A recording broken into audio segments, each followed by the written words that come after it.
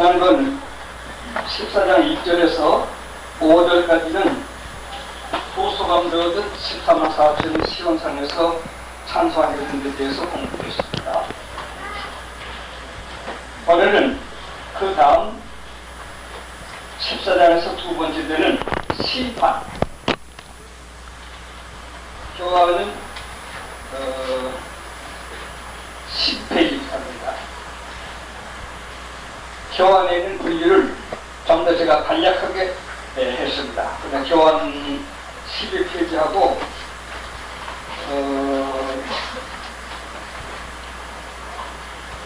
13페이지 상부, 13페이지 상부 하나, 둘, 셋, 넷,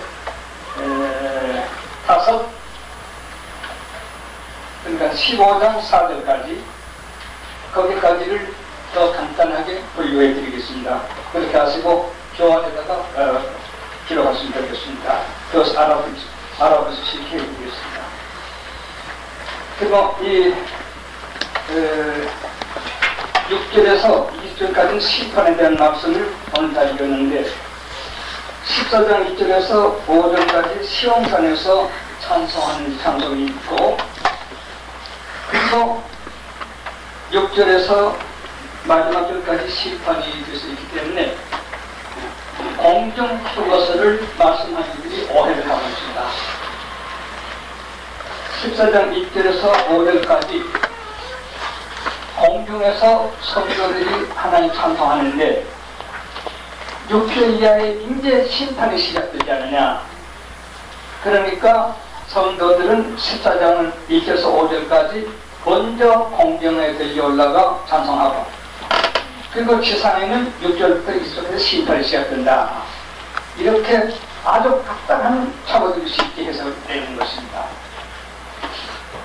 그러면 14장 1절에서 5절까지 공중 것을 만과 만개에 대한 우선 큰 뜻을 먼저 설명을 해드리겠습니다. 먼저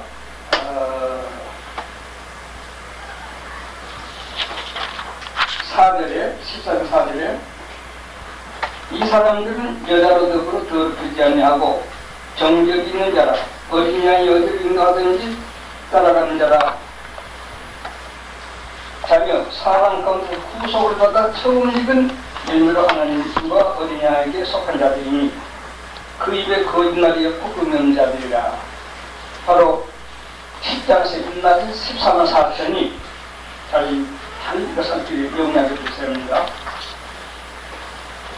입맞은 사람들이 11장, 12장, 13장 안에 전300번 후300 다 이명을 넣어져 있습니다. 근데 그러나 12장, 13장은 완전히 후3년반만 기록되는 겁니다. 후3년반 지낸 후 하늘에 보니까 시온산에 후3년반을 지낸 전3년반은 물론 후3년반 12장, 13장에서 짐승에게 표받지 않고 죽은 사람들이 시온산 노래한다. 13장, 14장으로 갈라놨으니까 오해도 있을 때 이거 원래는 성경 장과적이 없습니다. 연속된 문제입니다. 그러면 12장, 13장 영과 두 짐승에게 핍박을 받은 사람들이 어디 갔는가?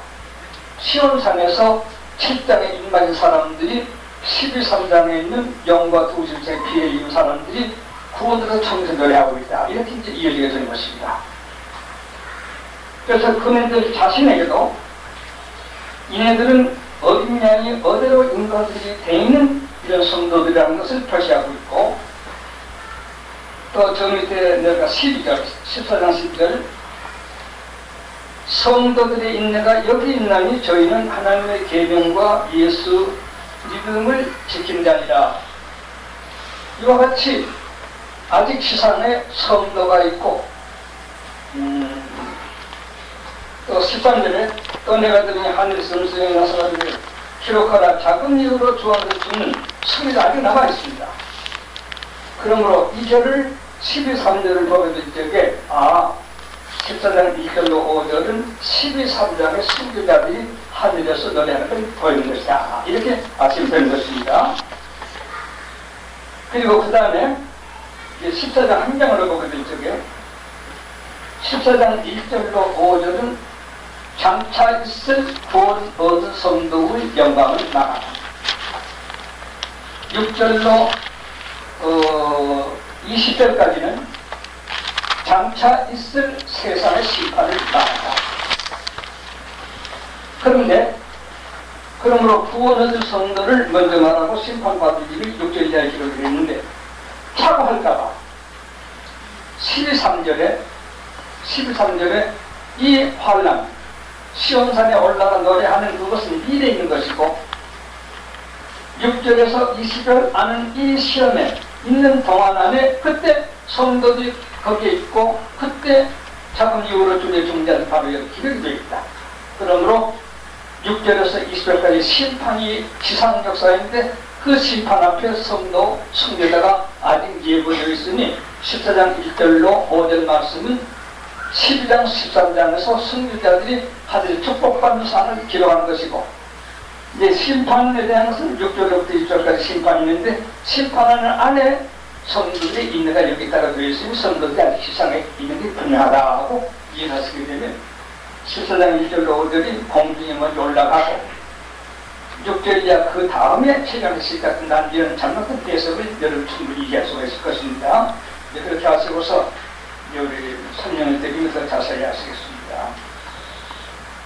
6절에서 2절까지는 제가 다시 분류해 드립니다. 심판에 대한 계시입니다. 14장 1절 5절은 그러니까 12.3장 끝으로 또 끝편으로 그어서 설명해야 할 것이겠습니다. 이제 심판을 봅니다. 6절 6절이 이 심판에 대해서 첫째 천사 외침이 있습니다. 6절과 7절입니다. 한 절씩 하나로서 우리 공부해 가겠습니다. 5가지가 나오는데요. 첫째 천사 외침, 심판에 대한 이유입니다. 6절, 7절 읽으면서 하면 훨씬 더 쉽겠습니다. 떠보니 다른 천사가 이 천사가 바뀝니다. 공중에 날아가는데 외인 천하에 부활 심판이기 때문에 공중에 날아간다는 말을 외인 지구를 접하자마자 그런 적용이 합니다.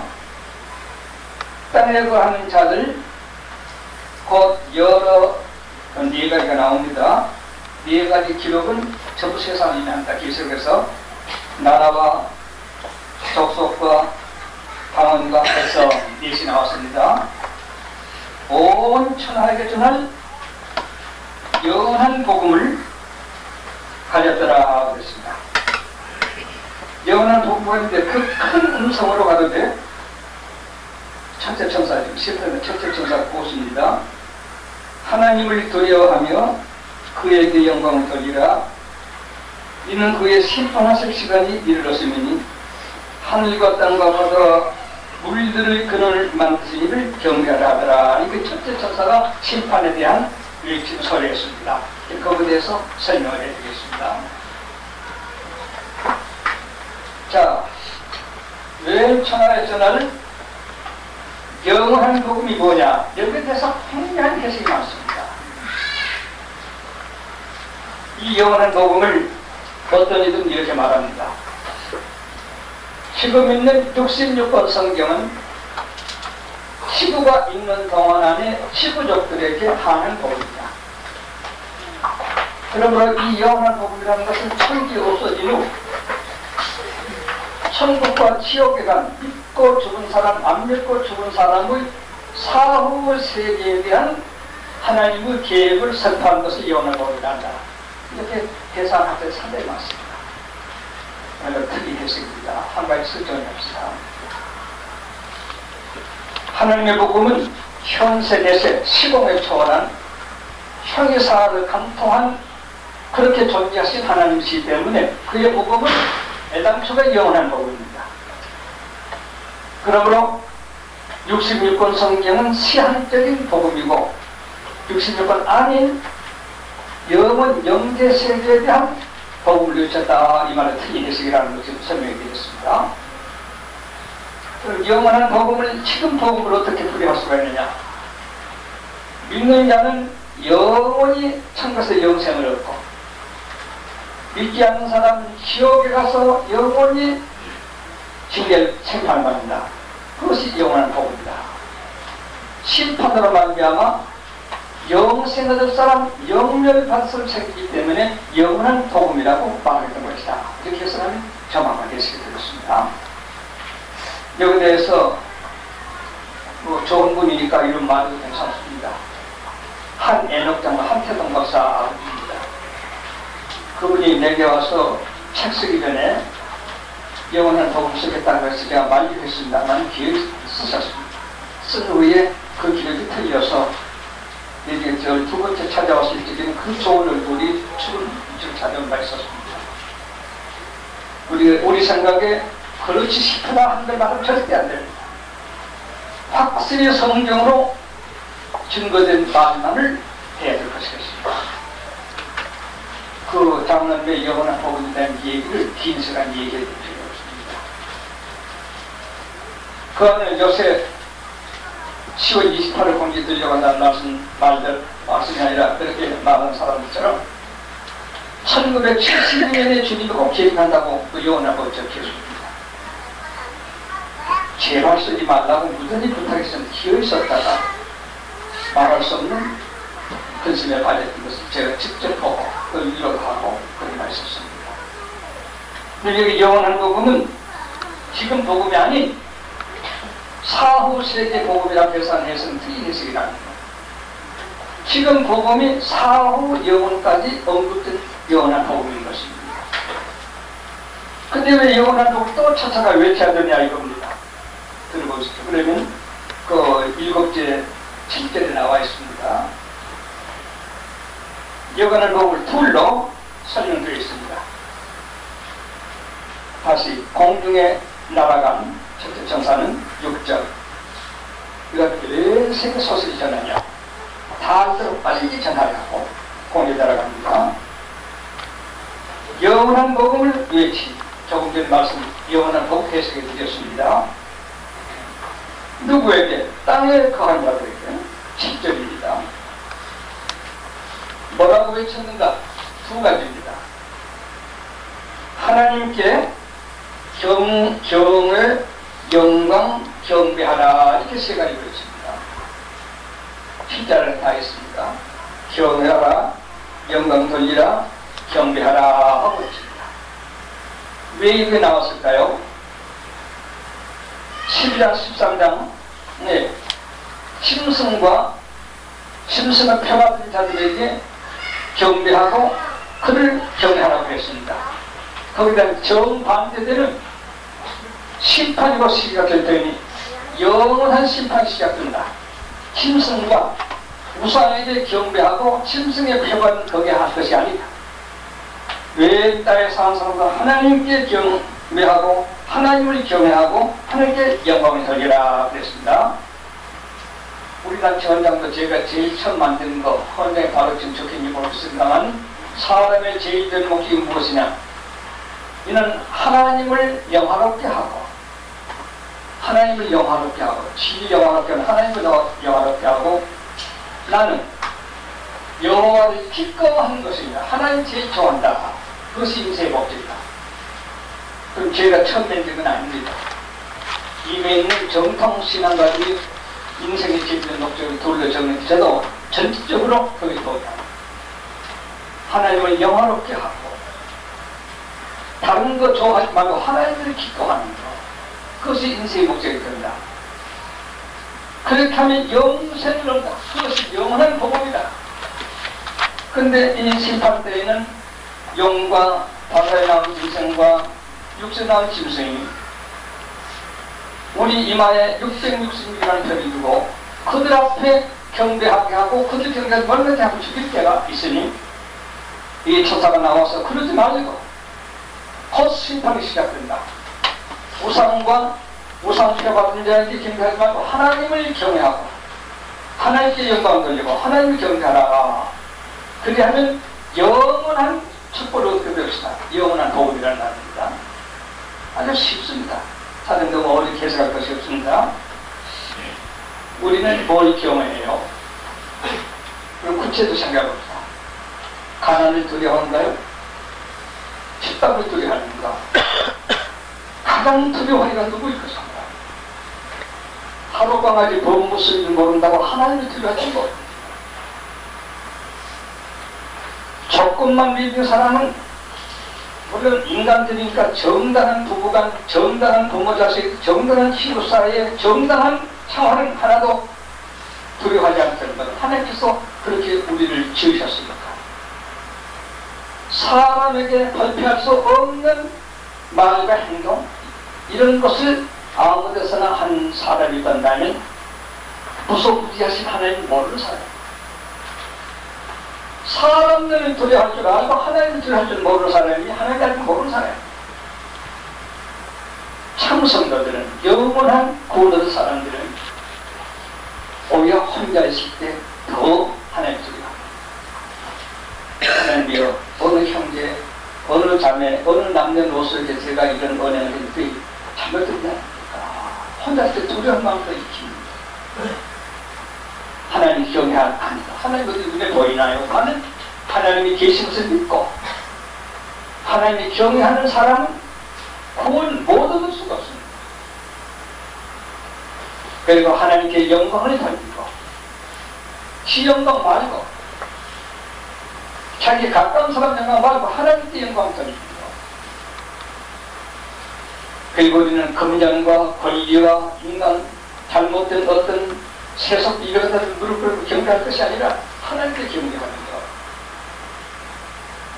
말세다 곧 심판이 시작된다. 세계에 있는 사람들은 짐승과 우상에게 경배하지 말고 그것들 무서워하지 말고 하나님을 경외하고 하나님께 영광 들고 하나님 경배하라 하는 이 음성이 영원한 복들이라는 거 아주 쉽습니다.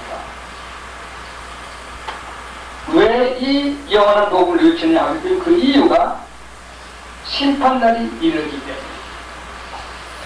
심판을 시작하면 이렇게 하면 영생을 얻고 이리 못하면 영벌을 받는다. 그 영원한 복입니다. 아주 정확한 해석, 쉬운 해석일 것이다. 그러면 저와 우리 교우들이 함께 두려워할 자를 두려워할 줄 알아야 합니다. 경배할 대상을 바로 찾아야 합니다. 영광을, 거룩된 영광을 알아봐야 합니다. 잘못된 방법으로 부귀공세 영광을 누린다고 해서 그것 앞에 무릎 꿇고 그것을 굉장히 여기고 그것을 죄 앞에 두려워하는 것은 너무나 신앙의 세계를 너무나 경계할 것입니다.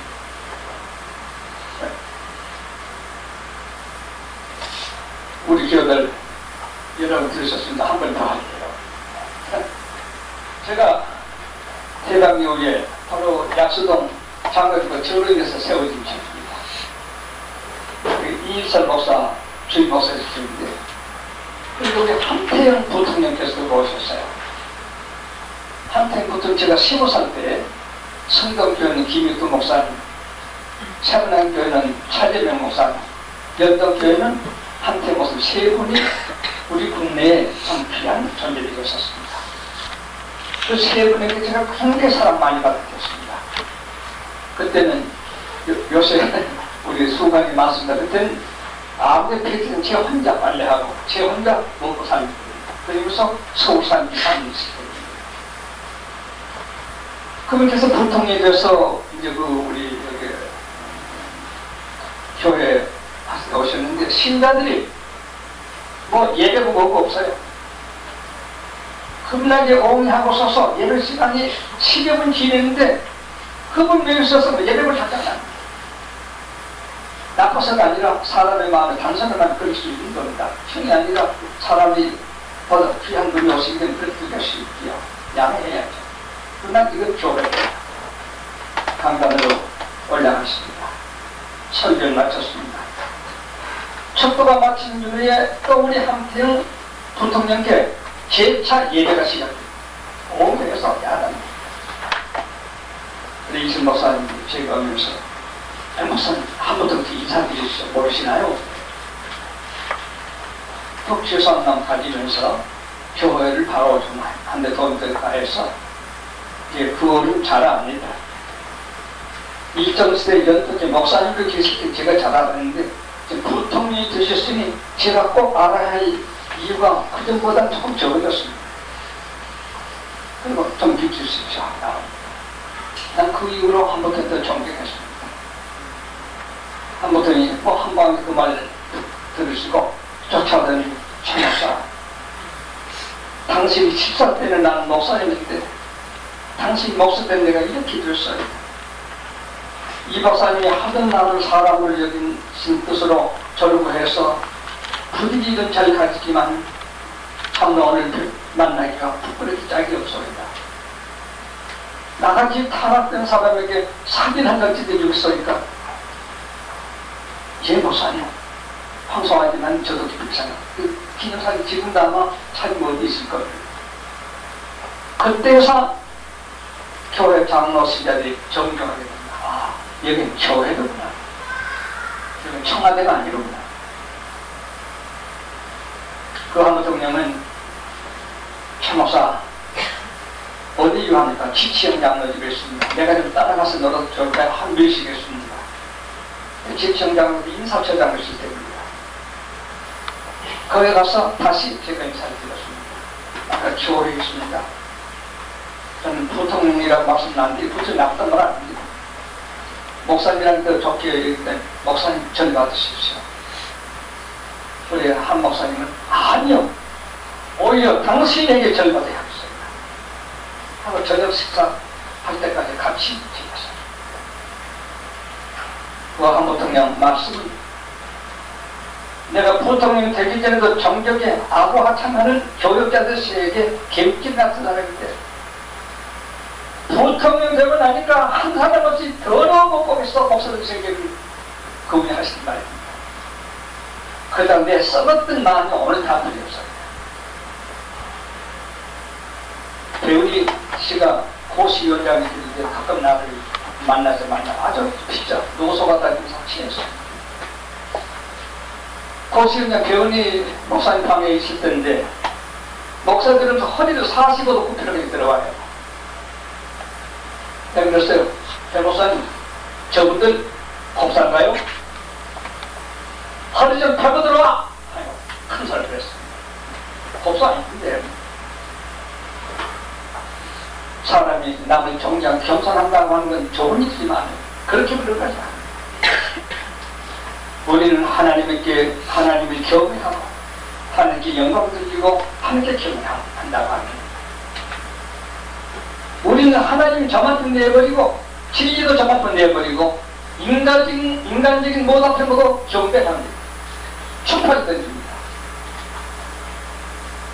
그리고 인간의 눈을 두려워할 줄 알면서 하나님의 눈을 두려워하지 않습니다. 난 이게 참 심히 답답하고 생각한 사람 중에 하나입니다.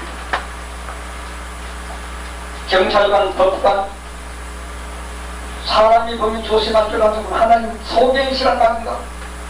하나님 못 보신다는 말인가? 하나님 바로 두려워할 줄은 알면 당신의 성례가 바로 될 거예요. 병이 되어서도 죄 지어서 사람인데 어떻게 죄 짓습니까? 하나님을 보신 줄 알면 사람 눈보다 더 무슨 줄 알면 죄 지을 수 없죠. 우리가 연약할 때는 우리도 실수가 있겠지만 믿음이 잘합니다. 하나님 경외할 줄 알면 그때부터 죄 지을 수 없습니다. 하나님만 보시기에는 안 돼. 무슨 죄 짓습니까? 이렇게 사는 사람은 영생을 얻는다. 영원한 복. 하나님을 경배하라. 영원한 복입니다. 하나님께 경배하라. 영원한 복입니다. 하나님께 영광을 돌리라. 영원한 복. 영생은 영원한 복입니다. 그거 영원한 복입니다. 이어는 심판자를 기대입니다. 곧 심판이 된다. 이러지 않으면 영원을 받는다. 이렇게 하면 영생을 얻는다. 이렇게 영원한 복음을 천사가 조인치고 그에 전파하게 된 것이 첫째 천사의 외침이었습니다. 하나님 경외합시다. 적어도 하나님을 사람 눈만큼이나 인정해 주십니다. 아무도 없이 마음 놓고 월동하는 것 하나님 안 믿는 사람입니다. 확실히 하다 보니까 김영삼 씨 발음이 됐습니다만 확실히 혼자 있다고 사람 없다고 죄 짓는 사람 정말로 하나님 안 믿는 사람 그것만 지켜둬요 우리가 영원한 복음을 가진 사람이 되고 있습니다. 두 번째 천사입니다. 8절입니다. 그 뒤에 따라 큰 성 바벨론이 모였다. 이유는 음행과 포도주를 먹였다 했습니다. 그럼 이 바벨론이 뭐냐 이겁니다. 여기 해석이 많지만 복잡한 말장에서 다 그만둡니다. 한 두 가지만 해석해드리겠습니다. 이 큰 성 바벨론이라는 건 사실상으로 이락, 이브라데 방배는 바벨론, 즉 이락 후세인이 바벨론 재건하다고 외치는 바로 그 나라입니다.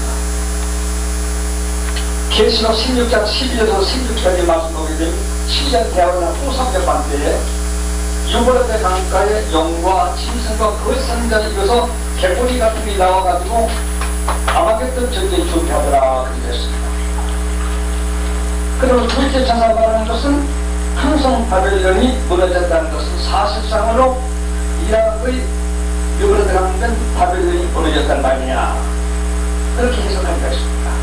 그래서 후세인 세력을 갖다가 세계가 이락 후세인 그 무서운 비밀, 무서운 어떤 그 야심 여기 중심에서 거기에 불변액이 쏟아질 것이 아니냐고 하는 해석까지 있습니다. 과연 나쁘든 않지만 꼭 맞다고 할 수 없습니다. 바벨론이라고 하는 것은 또한 혼자하라는 뜻입니다. 하나님께서 연 천하 사람들이 모여서 하늘에 사는 탑을 쌓자 했을 적에 하나님 내려다보시고 언어를 혼자 하겠습니다. 참 그때 그 사람 잘못 그때만 안 했으면 세계가 하나이 되는데 그 때문에 세계가 복잡하게 됐습니다. 바벨론이라는 말은 그 나라마다 혼자보다 섞였단 말입니다. 그러므로 바벨론이 무너져 큰 성 바벨론이 무너졌다는 것은 세계적인 혼합된 이것들의 세계가 심판받는 것을 말한다. 또 하나는 17장에 가보게 되면 음녀 바벨론이 무너졌단 말이 나옵니다. 이것은 세계 정적의 연합단체가 심판받을 만한다 이렇게 해석했다. 그것은 전삼년 후 후손 시작되게 될 것이죠. 그것도 대심판 안에 있는 하나의 과정입니다. 그래서 바벨론은 사실 바벨론이냐 이랑나라 여당 바벨론이냐 또 하나는 세계 작적 연합을 말하는 거냐 안 그러면 세계 종합된 타락된 정의 연합체를 말하는 것이냐 17장 가보게 되면 그런 표현이 훨씬 더 강조된 것 같다 이렇게 됩니다. 만약 정의한다는 것은 계시록 10장 11절 16절 안에 영과 신성과 그것이 다 혼합이 되어 있다. 그것들이 아직 교섭도 하고 핵 문제 서로 토의도 하고 경제 문제 서로 타협도 하고 또 혼합되어 있다. 각각 것 같으면서 배짱도 모르게 하는 이런 혼합된 이런 지구의 역사가 심판받게 되었다. 이렇게 해석하는 것을 가장 완전하고 빈틈은 해석이라고 주장하는 것을 정상적인 방법인 것입니다. 그러면 그 안에 이락이든지 그 안에 혼자든지 타락된 세계 종교인이라고 다 들어있는 것이 되겠습니다. 그 세계가 기복복이 되어가지고 있는 내용을 다니면서 다니엘 9장 20말든지 일주일 동서로 약간은 이런 식의 하나가 못될 것들이 하나인 척하는 이런 세계 아주 교섭하고 정치 공략하고 돌아다니는 혼잡된 이런 것들이 뜻밖의 하늘로부터 심판이 떨어진다. 그런 해석이다. 이렇게 구일제 천사의 일집을 해석하는 것인데 상당히 광의적이고 모든 해석이 그 안에 다 들을 수가 있습니다. 근데 그 바벨론은 이유가 은행과 포도를 먹였다 했습니다. 이걸 본다면 아무래도 민주국가 정적국가를 중심하는 데 가깝습니다. 은행은 남녀 은행 이런 문제를 중심하지 않습니다. 여기는 하나님을 떠난 사실을 의미해서 은행으로 여기 주신 설명되는 것입니다. 이 다음에 내려가면 13절 나옵니다. 개념을 시키지 않는 이런 작된 종교계의 연합체를 바벨론이라고 볼 수 있는 것. 그래서 17장에 음녀 바벨론, 타락된 종교 바벨론, 연합체란 말이죠. 뭐 천주교, 안식교, 무슨 유대교, 회교, 무슨 뭐 이런 것들이 연합된, 합성된 이런 바벨론 단체를 의미한 것이다. 이런 해석이 상당히 선서주의자들의 학설에서 많이 살고 있었습니다. 그러면 그것을 음해야 합니다. 음행하는 세상을 사랑하는 자들아, 음행하는 여인과 같은 너희라고 야곱 4절에 나옵니다. 하나님보다 다른 것을 더 사랑하는 성경은 음녀라고 합니다. 정당한 생활 필수 불가조상 그걸 말한 게 아니라 하나님을 버렸으면 버렸지 이걸 버릴 수 없다 쉽게 말합니다. 그렇게 하나님 이의 것을 사랑하는 이런 사람들 음녀라고 합니다. 신령한 음녀라고 말하는 것입니다. 이와 같이 세계 바벨론이라고 하는 이락이든지 혹은 세계 연합이라든지 혹은 타락국적 연합체라든지 이런 것들이 그와 같은 하나님을 따른 음행적인 생활합니다. 내서부, 창녀, 작부 같은 행동을 하고 있다. 그런 죄로 말미암아 심판받게 된다. 포도주를 마시겠다는 것은 자기만 그런 것이 아니라 자기에게 예속된 사람들에게 뭐 지위를 주느니, 자본을 대주느니, 명예를 주느니, 박사를 주느니 등등으로서 달콤한 포도주를 먹여가면서 하나님과 모의하게 하는 이런 죄로 말미암아 사실 바벨론이든지 정치적인 바벨론이든지 타락된 정계 바벨론이든지가 심판받게 됐다.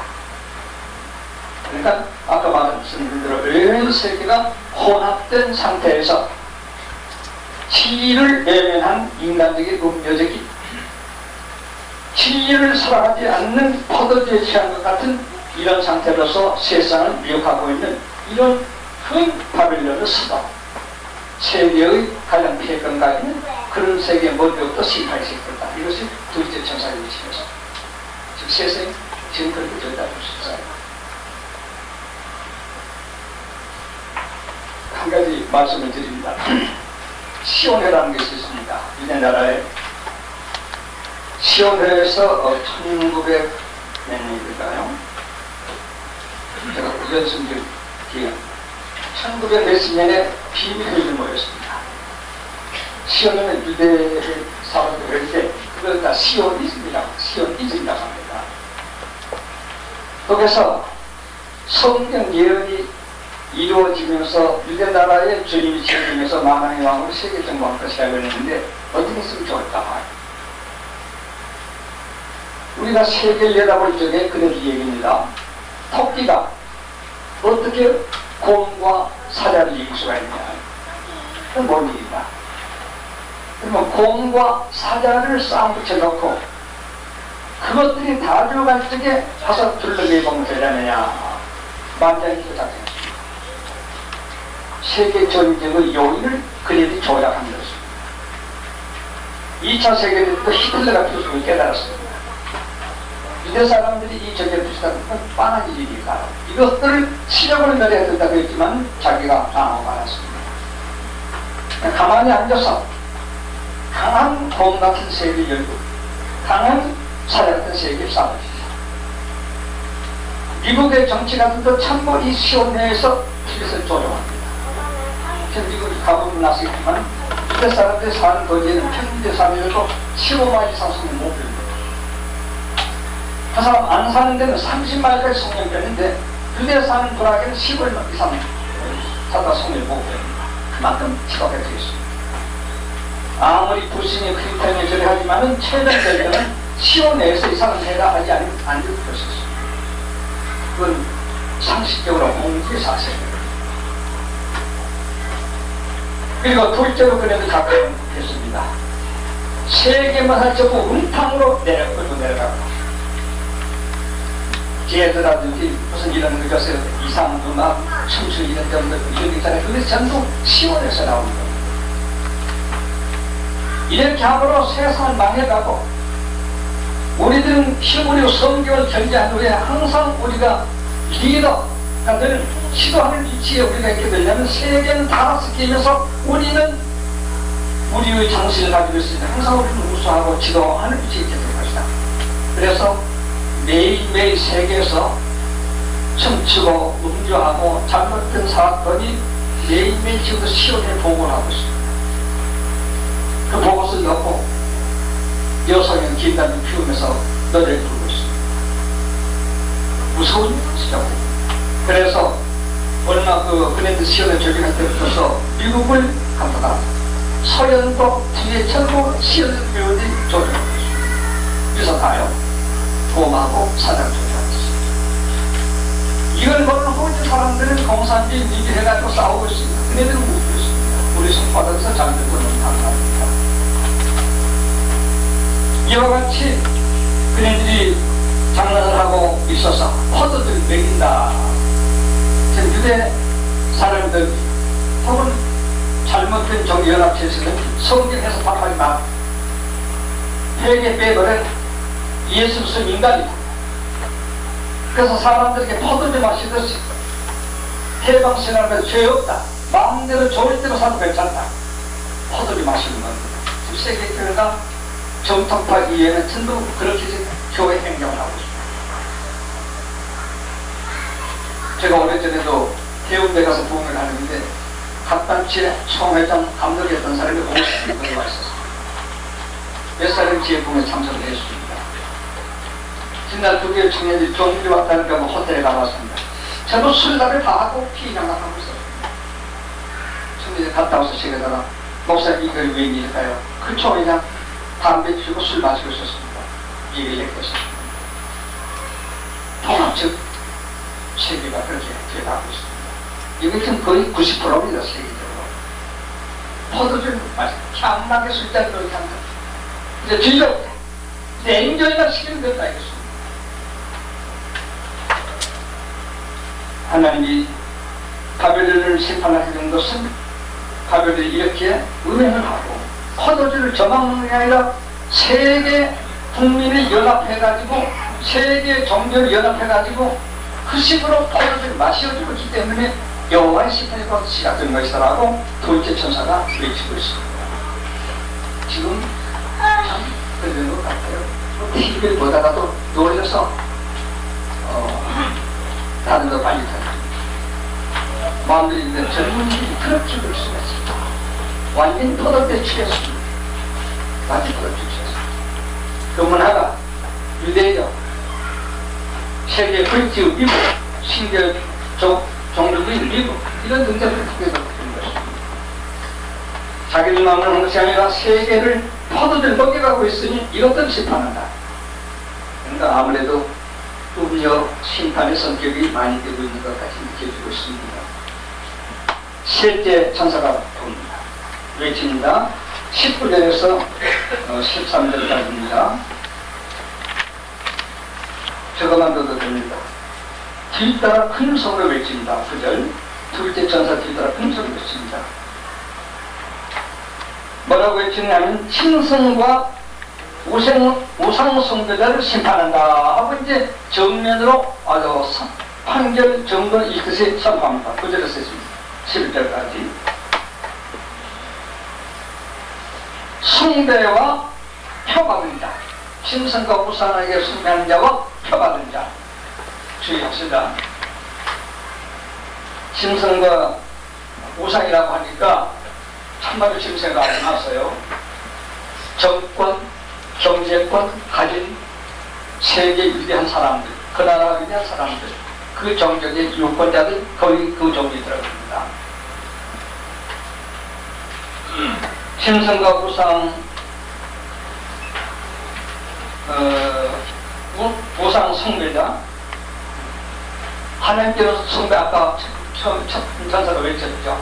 하나님 경외하고 하나님 경배하는 그건 아니하고 그냥 명예, 출세, 영단, 돈 이런 것 주는 단체 기관 일 되게 되면 거기에 모두 물을 끄는 그런 식을 선명의 뜻으로 알면 되겠습니다. 이것이 아까 말한 대로 바벨론이냐 세계 정계 종교보다 연합된 그 움직임 속에서 된 것이냐 세계 타락된 정적에 그것이 이 바벨론에 등장하고 있으니 17장에 그것이냐. 계시로 봐서는 세계 연합 종교가가 바로 이 성경 기록의 원인이 된다고 본 것이 계시록상으로서는 정확하다고 볼 수가 있겠습니다. 교육에 주의하십시오. 성가대, 청년회, 전도회, 노회, 당회, 지방회, 총회마다 전부 급하냐는 것입니다. 내가 아들같이 살아온 어린 목사가 있습니다. 그건 정통파입니다. 목사인데 목사하면서 안 먹으랍니다. 왜요? 참 노회한테 돈 내놓으라고 합니다. 돈 내놓으라고 합니다. 정신 사라고 합니다. 바로 이것은 뭔지 알게 된 그런 교회 젊은 목사입니다. 정통파에서 그러니 신선한 파에서 어디 가겠습니까? 그렇죠. 구약성경 39권 안에 이스라엘이 망할 때는 반드시 국민이 망해서가 아니라 종교 지도자들이 망했을 적에 이스라엘이 심판을 받았습니다. 저도 음행하고 포도를 맞습니다. 지도국에 불살아요. 이런 사람들 심판이 될 것이라고 했습니다. 교파 조심하시고 교회 조심하세요. 저 같은 지도자 저도 안심하지 마세요. 제가 여러분 돈을 착취하든가 여러분의 가정을 파괴하는 잘못된 행위가 있든가 이런 거 조심해야 합니다.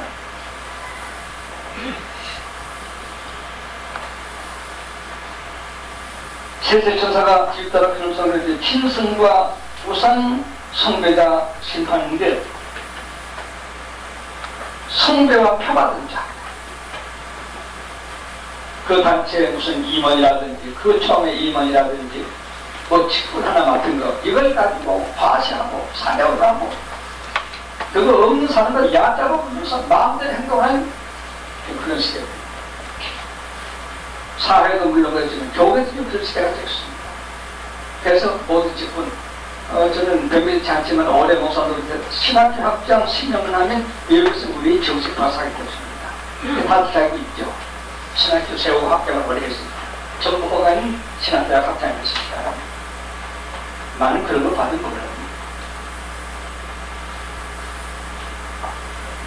그 자체가 나쁘다는 것이 아닙니다.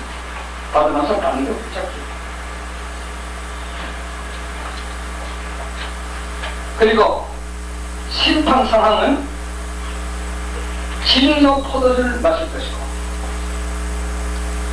그런데 속화된 그것 때문에 망한다 이거예요. 쉽게 말하면 불유황 권한이 있을 것이고 고문인들입니다. 이것은 본래 범인 안정치 못한 상태에 받는 심판일 것이고 사실도 그럴 것이고 밤낮 쉬지 못하고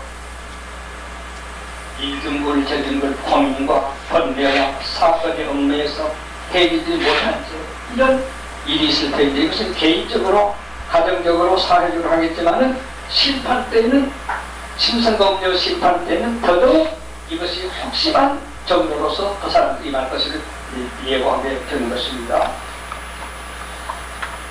그리고 이 심판은 실제 천사인데 어린 양과 천사들이 심판한다 그랬습니다. 어린 양은 예수님입니다.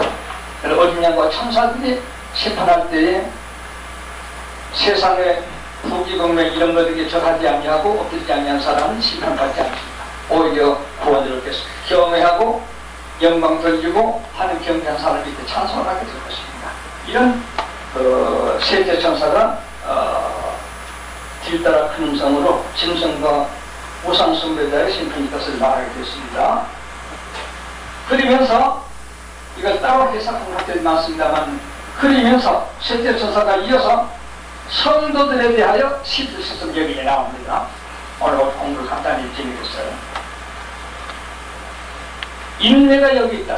성도의 인내가 여기 있다 했으니까 이 어려운 심판 때 성도가 공지에 들이 올라갔습니까? 지상에 있습니다. 지상에 있습니다. 그러므로 1절 5절 공지 들이오면 오해하지 말라 이겁니다. 성도 인내가 여기 있습니다. 이런 심판 환란 때 성도입니다. 준비되어 있는 사람 아닙니다. 성도 준비 낮은 사람 인내가 여기 있다. 인내 못하면 성도를 해도 다 그 앞에가 웃고 아주 보이고 한 잔 마시고서 즐겨하듯이 되고 말 것이다. 아시겠습니까? 지금 그런 술을 피해서 몇 달 이렇게 살아보는데 아직까지 술 안 마신 것 같습니다만 모르겠습니다. 무선매가 또 매도 갔더니 받아먹고 취해버리는 약속. 성도 인내가 여기에 있다 했습니다. 인내는 나는 참기 어렵지만 참참게 잡아주겠지. 또 사실 인간 생활에서 그네들 아주 외면하니까 주변이 정막한 사실입니다.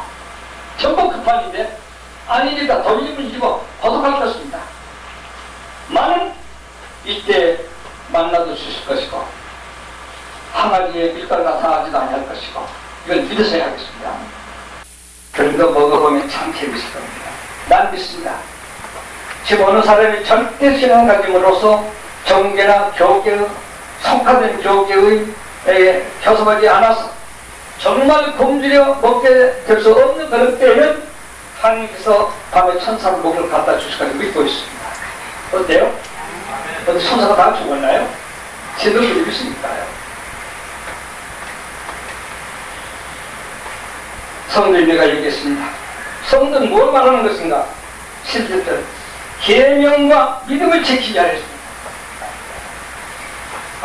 그러니까 이때 이 음노이라는 게 계명 지키지 않고 안 믿는 사람들 말하는구나.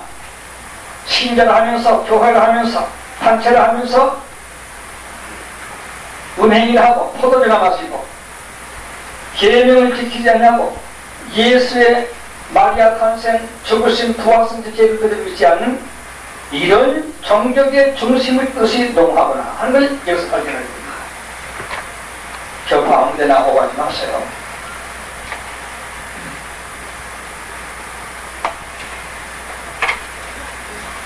그리고 말합니다. 13절에 작은 혀로 주 안에 주는 자 복이 있다. 순교가 말할 말입니다.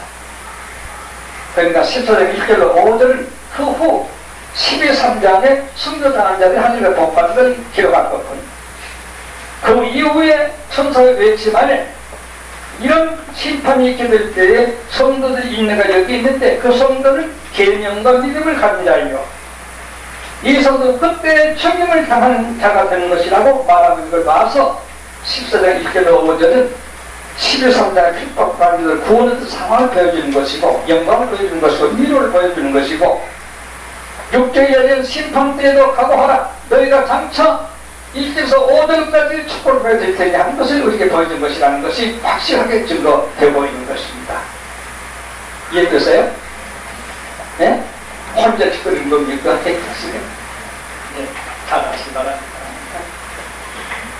자, 그럼 오늘 이제 공부를 좀 듣들만 다 하겠어요. 자, 그러면 첫째는 첫째 천사 6절 7절, 둘째 천사 8절, 셋째 천사 9절에서 13절 설명했습니다. 넷째는 곡식초선 14절에서 16절까지 아까 우리 항상 다 읽으셨습니다. 곡식초선은 구름 위에 안전이가 합니다.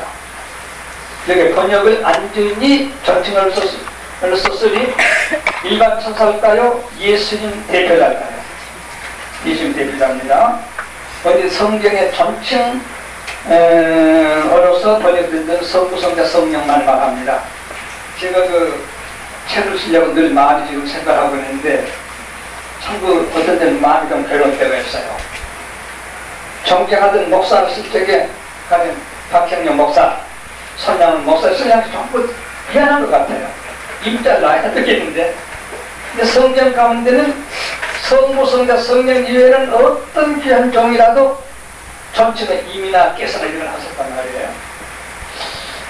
쓰기는 나도 그렇게 쓰기는 써야 되는데 너무 선배나 믿음의 귀한 종이 참 미안하다 이런 마음을 가지고 어떻게 할 것인가. 대화하는 게 그래서 그래요. 그걸 내가 만났었다. 만났을 때 목사님, 네, 제 목사요. 이렇게 할 때는 좀 써주는데 글로 문장 펴셨는데 목사님께 없어, 그 남자가 하나님께 없어. 이상이 됐단 말이에요. 그래서 그런 점을 글쓰기 하다 보니까 마음에서 좋을까 하고 생각을 쓴다마는 할 수 없이 성삼위에게만 전칭을 쓰고 그 이외에는 그것을 존경하지만 그 이름을 쓴다. 이름과 증명만 쓴다.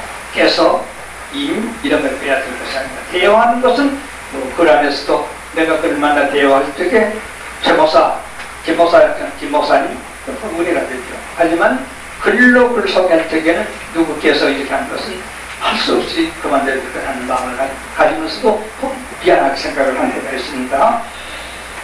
자, 그러면 안드시 인자 같으니 하였습니다. 예수의 모형입니다. 인자판 머리에 메리가 썼습니다. 승리했단 말입니다. 손에 나선 추수의 도구입니다. 그리고 곡식 추수입니다. 그 구름 위에 앉은 이에게 성전에서 온 천사가 지시합니다. 여기 대해서 많이 묻습니다.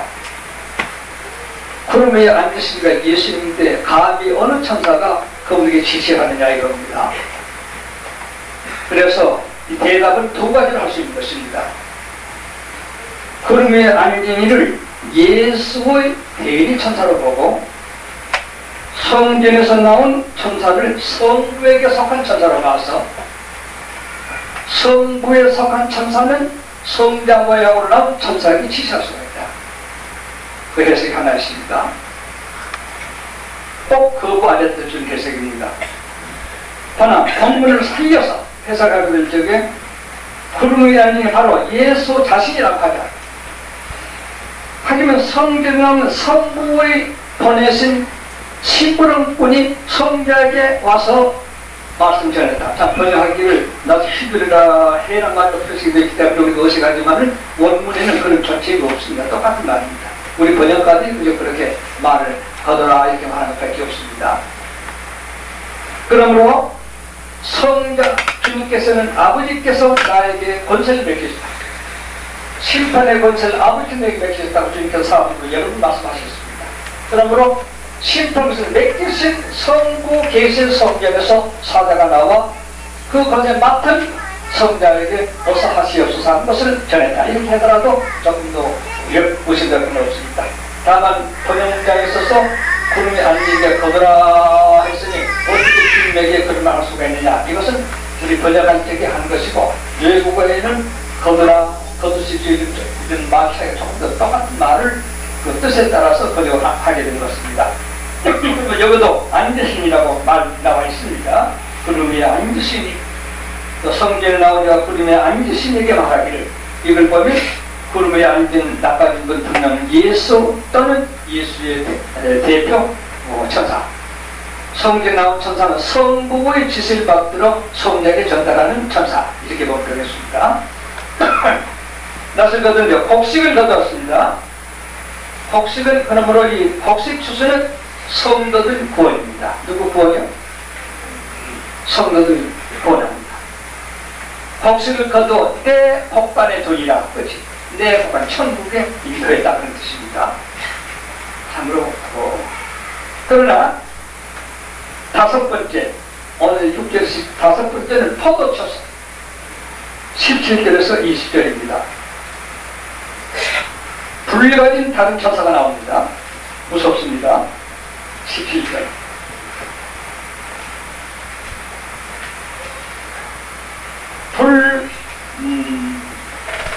불을 다스리는 천사가 낯가진 천사에게 지시를 합니다. 이건 천사, 둘 다 천사입니다. 그러니까 멸망에 들어간 심판자들에게 비밀하게 관계하지 않고 계신 것 같습니다. 관계하지만 직접 나타나지 않습니다. 포도 거두어 진노틀에 던지라 했습니다. 이건 믿지만은 구원 못 얻을 성도, 신성과 우상에게 경배하며 표를 받고 포도를 마시며 신앙의 행에서 운려같은 던지는 세계 안 믿는 사람은 물론이고요. 이런 사람들을 거두서 포도틀에 던지라고 하는 지시가 있었는데 그 불났던 천사 지시를 받고 낯가진 다른 천사가 포도를 거둬서 소천에다가 던지게 되었습니다. 됐더니 포도 거둬 진을 던졌더니 거기서 1600시도던 피가 흘러 말 옆구리까지 차는 피가 1600시도 흘리게 되었습니다. 이것은 7년 대화할 때 1300만의 음녀가 후 3년 만에 침승이 어제 좀 소양 때 공부했습니다만 그 다음에 예수님 재림하셔서 침승의 세계를 심판하게 될 일을 합니다. 불같은 천사가 나간 천사의 포도를 얻는 것은 지금 재림하사 후 3년반 동안 세계를 통일했던 그 복방하고 이런 자들 향해서 심판하는 것을 이 두 번째 이 포도 심판을 하는 것입니다. 복수 심판은 성도의 구원 심판, 포도 심판은 후 3년반 때 아주 하나님 그렇게 하던 세계 점령했던 복감하고 군대에 대한 심판이 되겠습니다. 그런데 1600스타디온이 그 무슨 이슬까지 그렇게 적어놨느냐 이렇게 생각할 수 있는데 설명을 드리겠습니다. 한 스타디온은 로마자로 606척입니다. 그러므로 1600스타디온은 거리가 지금 200마일이 됩니다. 약 340km가 됩니다. 그러므로 약 얼마가 될까요? 4km를 4, 5, 3, 4, 8, 3, 850기가 되겠습니다. 우리나라에서도. 근데 원칙으로는 어떤 데는 750이라고 마감이 됐습니다. 로마자가 606척이니까 꼭 우리자하고는 비슷하면서 거의 안 맞게 될 겁니다. 우리나라로 봐서 낙동강 거리쯤 된다고 보겠습니다. 주님이 재림하셔서 이 음료들, 이 잘못된 15 후 3년반을 주장했던 자들 심판하게 될 적에 로마에서로 1600스타디온, 한국에서로 약 800리 전원들에게 피가 흐릅니다. 말그릇까지 채찍피가 흐른다.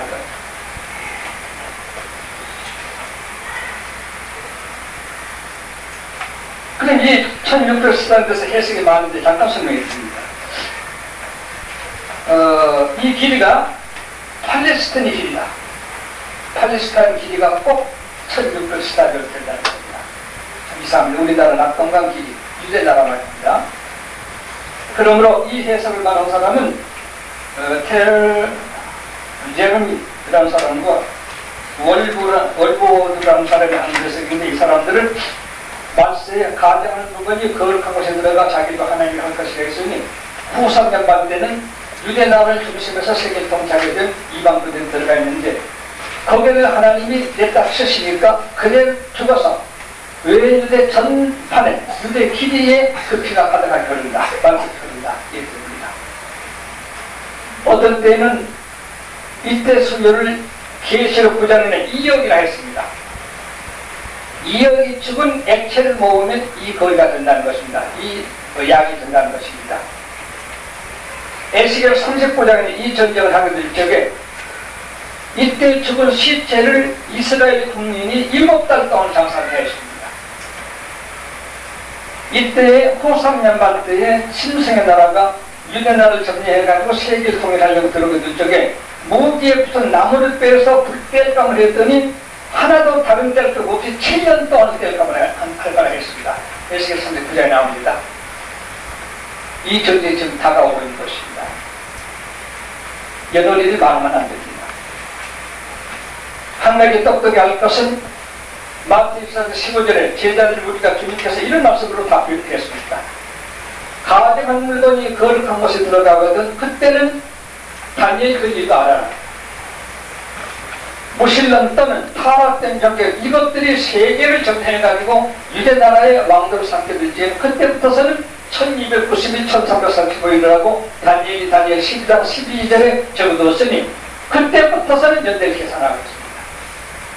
근데 아직까지 그런 일이 전혀 없습니다. 그런데 무슨 공중 도가가 되면 시옷집판 내내 이런 소리를 성경도 모르는 사람들이 흠명설기 짓거리고 있어서 사회를 상당히 긴장시키고 있는 것입니다.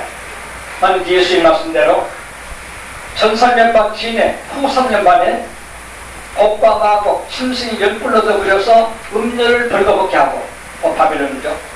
음료 바벨론.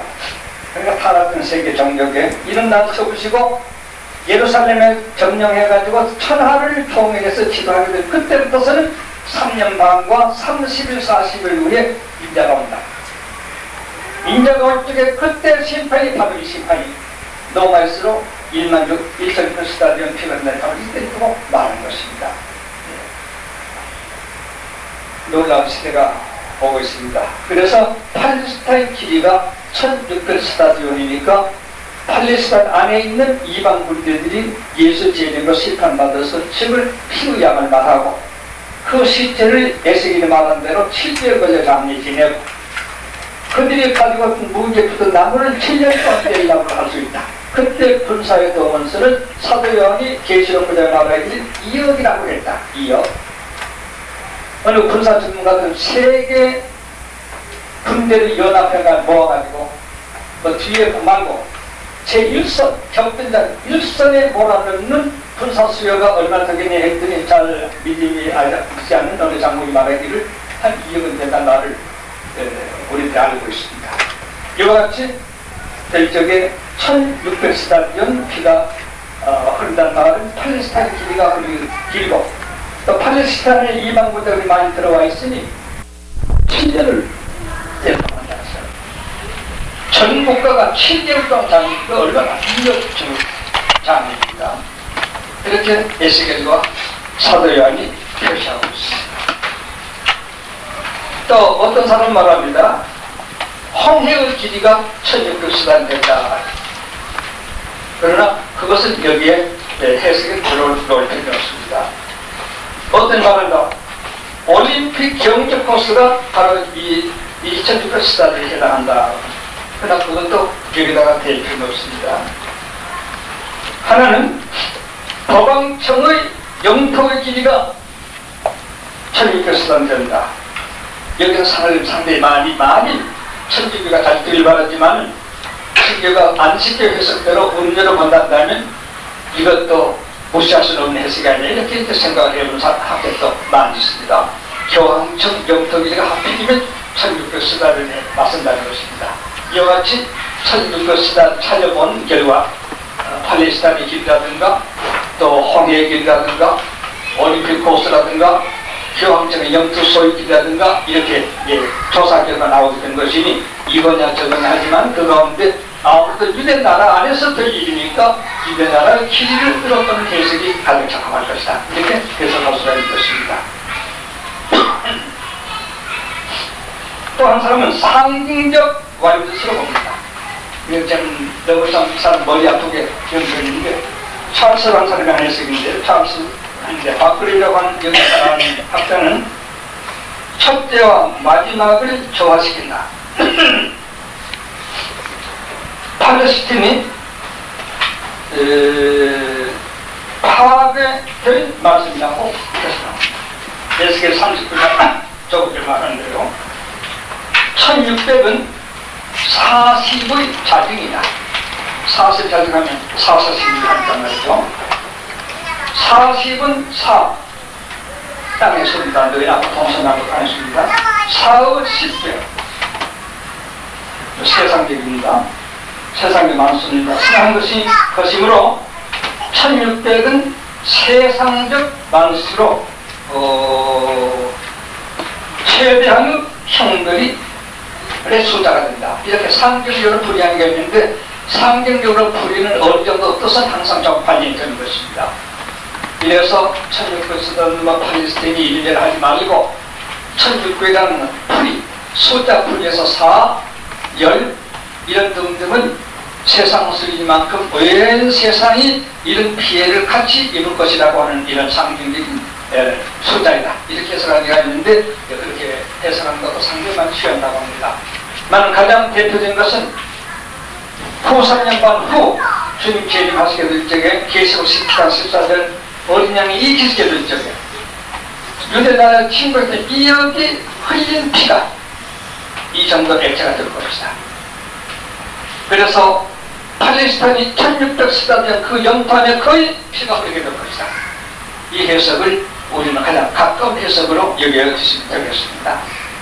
오늘 공부를 굉장히 6절에서 20절까지 했으니까요. 많이 했는데 앞으로 심각한 공부들이 많아서 오늘 서로가 공부해서 제가 이렇게 말씀드리겠습니다. 다만 우리는 14장을 한마디로 말합니다. 부귀, 공명, 권세 이런 등등의 아첨하고 가까이하고 웃으려고 하고 욕을 받지 말고 우리는 빈부귀천 내게 주어졌든지 안 주어졌든지 그것에 구애받지 말고 하나님을 경외하고 하나님께 경배하고 하나님께 영광 돌리면서 계명을 지키고 살면 그 우리는 성도가 될 것이고 그런 사람이 죽는 것은 심판이 아니라 영광 얻을 성도자의 죽음이 될 수 있다. 이것이 10장 안에서 우리가 보는 골자가 되겠습니다. 부디 주님 이해하는 것을 주목하지 마시기 바랍니다. 우리는 다시 말하건요 하나님을 두려워할 줄 압니다. 혼자 있다고 해서 저기 있다고 해서 아무 말이나 아무 행하는 것은 유치하기 짝이 없습니다. 하나님은 계시지 않는 데가 없다고 말은 잘합니다. 하나님 못 들으신 것이 없다고 다 들으시다고 말합니다. 하나님 우리 뼛속에 살펴는 아버지 하나님하고 기도까지 합니다. 한데 살 때 보게 되면 사람을 없으면 저희끼리만 있으면 아주 고작된 생활합니다. 그런데 우리 심판 때에 구원을 얻는다고 그런 사람들 좌단할 수 있는 것입니다. 아무리 목사가 됐어도 그런 사람 구원한다고 말할 수는 없는 것입니다. 왜요? 성도인 내가 여기 있나니 왜 세상에 썩어 빠져도 너만은 거기에 물리지 않는다고 말입니다. 성도인가 여기 있습니다. 그리고 계명과 진리를 지킨다. 차라리 그런 세상에 동화될 것이 아니라 그런 세상의 자금 이후로 죽기를 각오하고 있는 사람, 이렇게 12절 13절이 이 심판 때 우리 성도들의 입장을 이렇게 해야 된다고 밝혀주고 있습니다. 그 집은 귀찮아 죽겠다. 대낮 하나 케이스해라 써라. 죽으면 뭐 누가 아나. 우선 좀 재미나게 살다 보다 그렇게 하신다면 뭐 더 말할 것도 없습니다. 영혼의 구원과 영혼의 멸망을 아는 우리들은 한마디만 더 말을 하나님 보시는 줄 알고 삽시다. 어디서든 하나님 우리 보시는 줄 알고 사십시다. 그러면 그걸로 구원하는 여러분이 충분히 될 수 있습니다. 이만큼 말씀드렸습니다.